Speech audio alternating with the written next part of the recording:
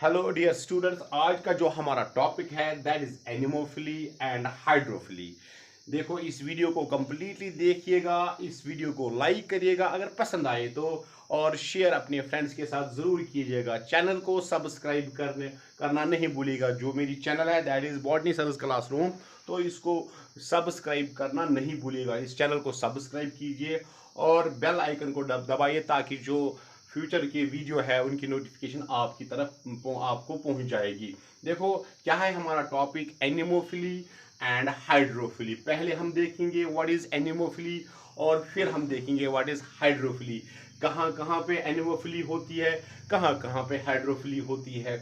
बहुत ही आसान है। देखो, लेकिन इससे पहले कि मैं इस वीडियो को आगे ले जाऊं, चीज़ें एक्सप्लेन करूं, इससे पहले वाला जो वीडियो मैंने डाला उसमें सारी वो टर्म्स लिखी है। एनिमोफिली है, हाइड्रोफिली है, जैसे हम बोलते हैं एबायोटिक पॉलिनेशन है, बायोटिक पॉलिनेशन है, क्या क्या उनका नाम है, एंटोमोफिली क्या हुआ, ऑर्निथोफिली क्या हुआ, या हाइड्रोफिली क्या है, एनिमोफिली क्या है, वो तो पूरा हमने डिस्क्रिप्शन वहाँ पे लिखा है। इसकी classification based upon the agents involve. देखो, हमने वहाँ बोला एबायोटिक एजेंट एक है, बायोटिक एजेंट दो है, दूसरा है। एबायोटिक एजेंट में हमने बोले वहाँ पे that is it is wind, that is anemophily, it is water, that it is hydrophily. लेकिन यहाँ पे हम एनिमोफिली को इन डिटेल पढ़ेंगे। What is anemophily and what is hydrophily, इन चीज़ों को हम एक्सप्लेन करेंगे इन डिटेल, और उन फ्लावर्स के कैरेक्टर्स भी देखेंगे जिनमें एनिमोफिली होती है और जिनमें हाइड्रोफिली होती है।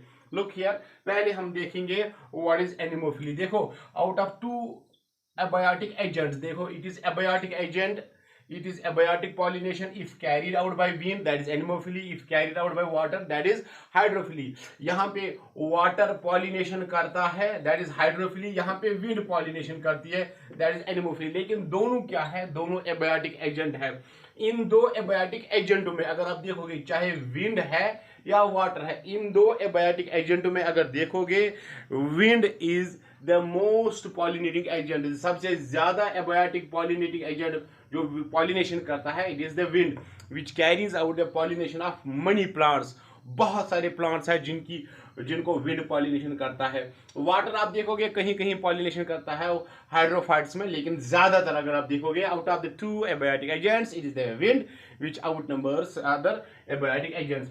अब एनिमोफिली इसका नाम है, हमने लिखा है यहाँ पे। एनिमोफिली को हम डिस्क्राइब करेंगे। What is anemophily? It is defined as the pollination which is carried out by wind. बहुत ही आसान। Such flowers are known as anemophilous flowers. इनका नाम ही है एनिमोफिलस। इनके कैरेक्टर्स अलग है, वो हम डिस्क्राइब करेंगे, लेकिन पहले देखेंगे कहाँ कहाँ होती है। देखो, बहुत सारे ग्रासेस है जिनमें एनिमोफिली होती है। यहाँ पे हम कुछ नाम लिखेंगे। जियामेज में होती है। नंबर 2 हमने बोला शुगर केन है। नंबर 3 हम लिखेंगे अर्टिका है, अर्टिका डायोका, इसमें भी होती है, जिसको हम नाम ये भी लिखते हैं सिटिंगिंग नेटल। सिटिंगिंग नेटल बहुत ही इंपॉर्टेंट। इसमें खास एक मैकेनिज्म है, इसमें एक्सप्लोजिव मैकेनिज्म होता है, एक्सप्लोजिव मैकेनिज्म होता है of the release of pollen grains. Explosive mechanism of pollen release और पोलन ग्रेन रिलीज। वो एक्सप्लोजिव मैकेनिज्म क्या है? That pollen grains are released from the anther in the form of a burst. वो anther burst हो जाते हैं तो इनके पोलन ग्रेन्स दूर दूर तक फैल जाते हैं। कहाँ कहाँ और होती है? देखो, विल्लो एक ट्री है, इसमें भी होती है। पॉपुलर है, इसमें भी होती है। पॉपुलर ट्री में भी होती है, विल्लो ट्री में भी होती है। क्या होती है इनमें? Abiotic pollination. बहुत ही। चीनोपोडियम एक ग्रास है, उसमें भी होती है। चीनोपोडियम में भी होती है।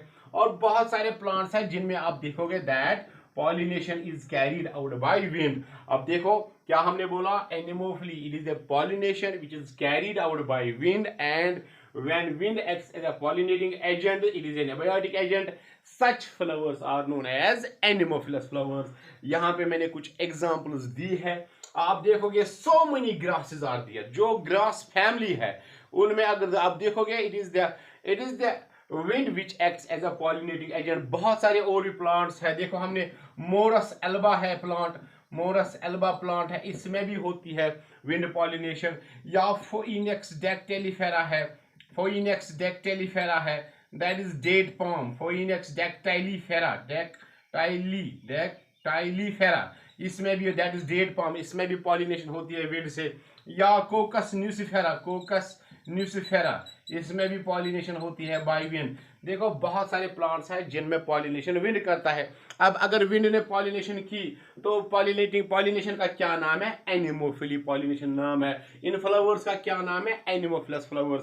अब हम देखेंगे what are the special features characters of anemophilous flowers, क्योंकि कल अगर आपको एग्जाम देना है, एनुअल एग्जाम देना है, या नीट में भी कहीं कहीं ऑब्जेक्टिव पूछा जाता है इसमें से कि एनिमोफिलस फ्लावर्स के क्या कैरेक्टर्स है, हाउ एनिमोफिलस फ्लावर्स डिफर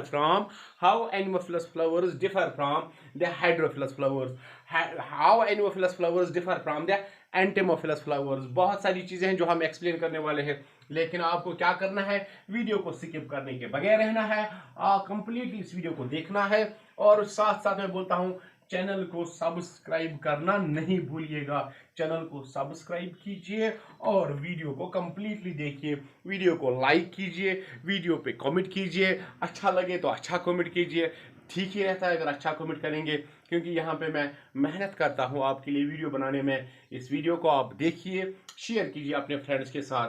अब इनके कैरेक्टर्स हम देखेंगे, एनिमोफिलस के कैरेक्टर्स, एनिमोफिलस फ्लावर्स। सर इनके क्या कैरेक्टर्स है, इन फ्लावर्स के क्या कैरेक्टर्स है?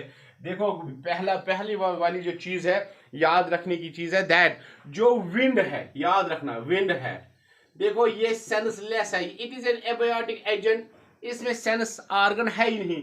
सेंस ऑर्गन कहाँ होंगे? तो एबायोटिक एजेंट है, कहाँ होंगे?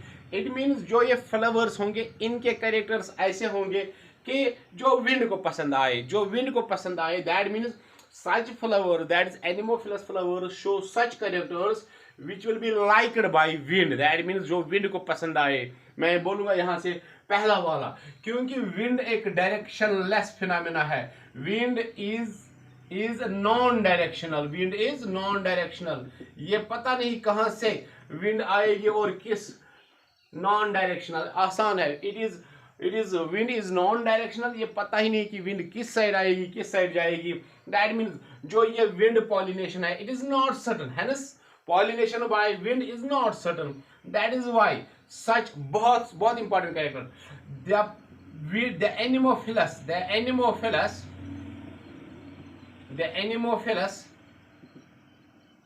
फ्लावर्स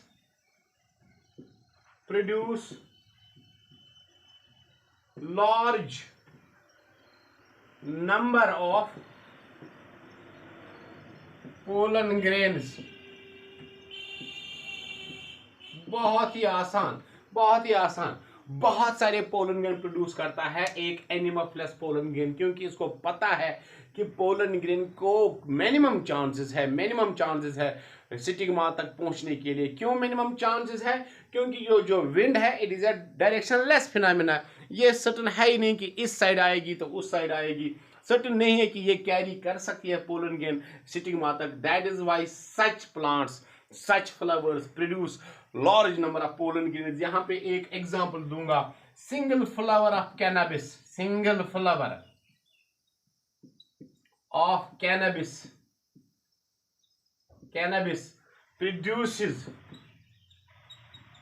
produces about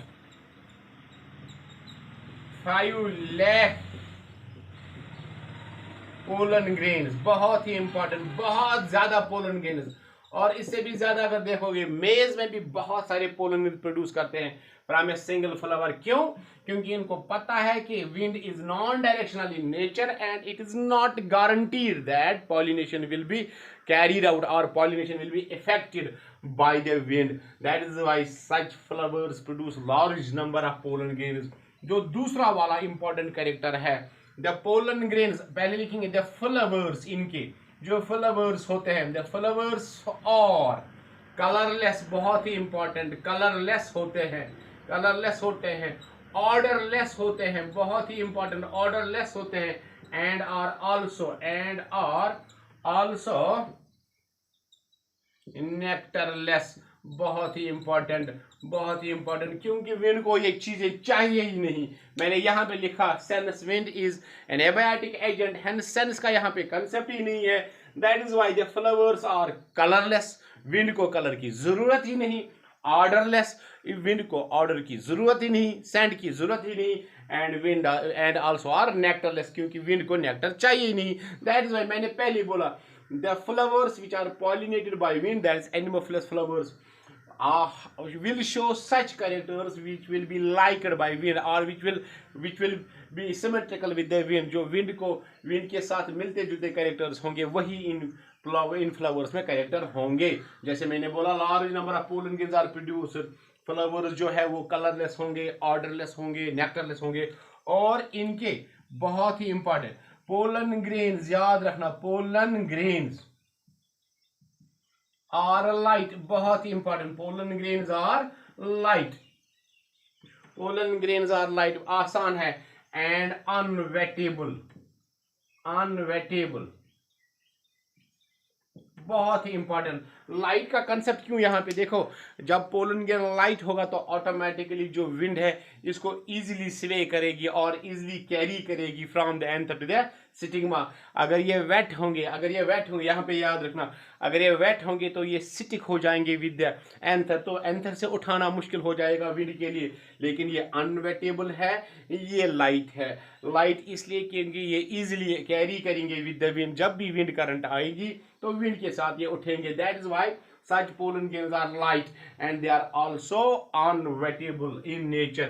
ये तीन कैरेक्टर होंगे, और भी कैरेक्टर है इनके पास, बहुत सारे कैरेक्टर्स है। लेकिन क्या करना है, चैनल को सब्सक्राइब करना नहीं भूलिएगा। चैनल को सब्सक्राइब कीजिए, वीडियो को लाइक कीजिए, वीडियो को शेयर कीजिए। बहुत ही इंपॉर्टेंट चीजें मैं आपको बोलने वाला हूँ। लुक हियर, जो इनके और कैरेक्टर्स है बहुत इंपॉर्टेंट, जो फ्लावर्स है, फ्लावर्स इनके flowers are produced in large quantities,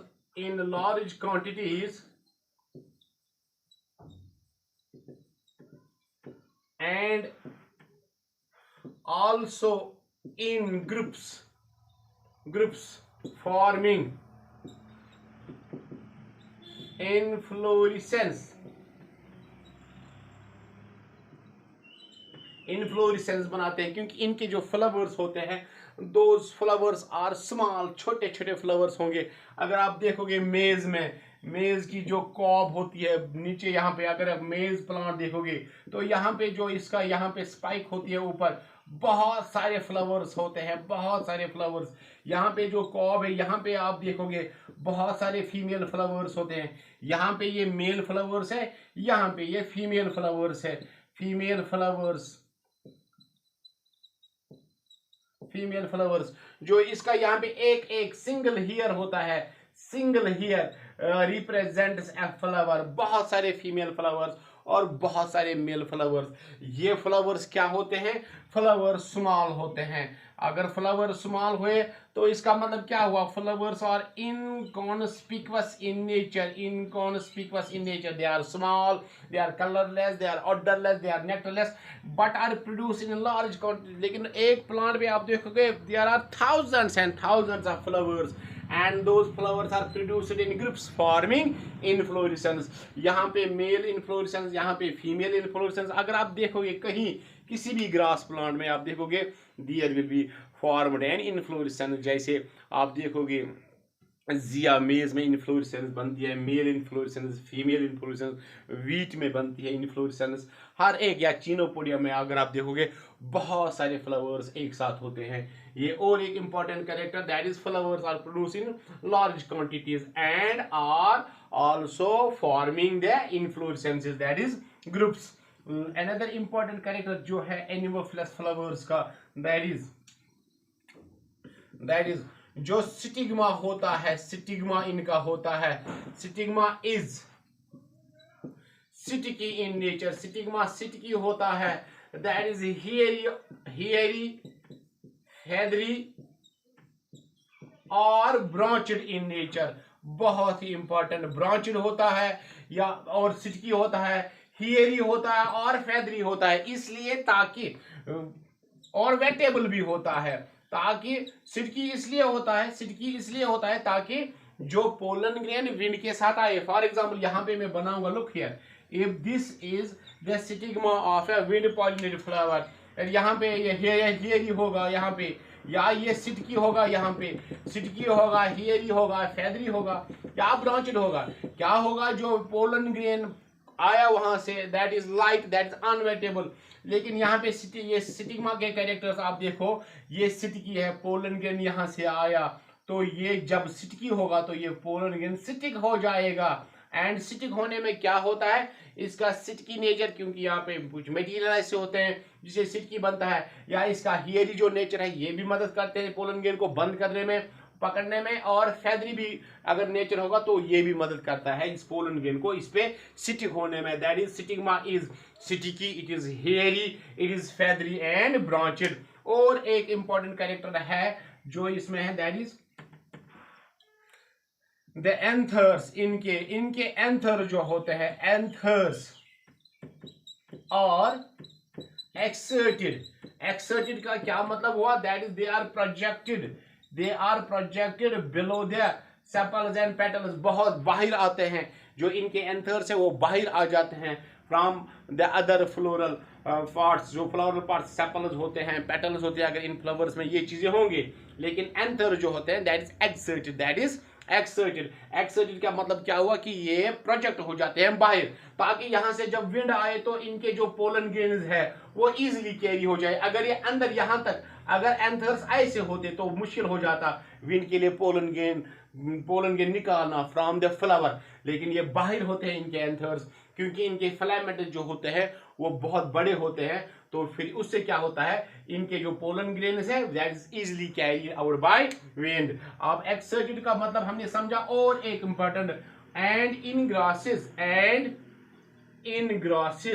में अगर आप देखोगे that anthers are versatile.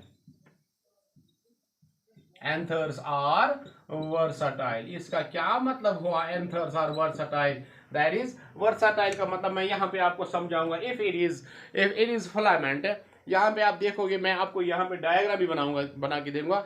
If it is anther, ये मार्कर, ये समझो ये एंथर है, ये फिंगर जो है ये इसका फिलामेंट है। तो फिर ये जो फिलामेंट है it is attached on the dorsal side at a small point पे अटैच होता है। तो फिर ऐसे स्विंग हो जाता है ये एंथर बाई, अगर छोटी सी करंट आई विंड की तो ये स्विंग होने की वजह से इसे जो एंथर्स होते हैं, by shaking the anther the pollen grains are released from the anther. मैं यहाँ पे बनाऊंगा ये डायग्राम, वर्सटाइल इसका नेचर, वर्सटाइल डायग्राम मैं बनाऊंगा यहाँ पे। लुक हियर, बहुत ही इंपॉर्टेंट।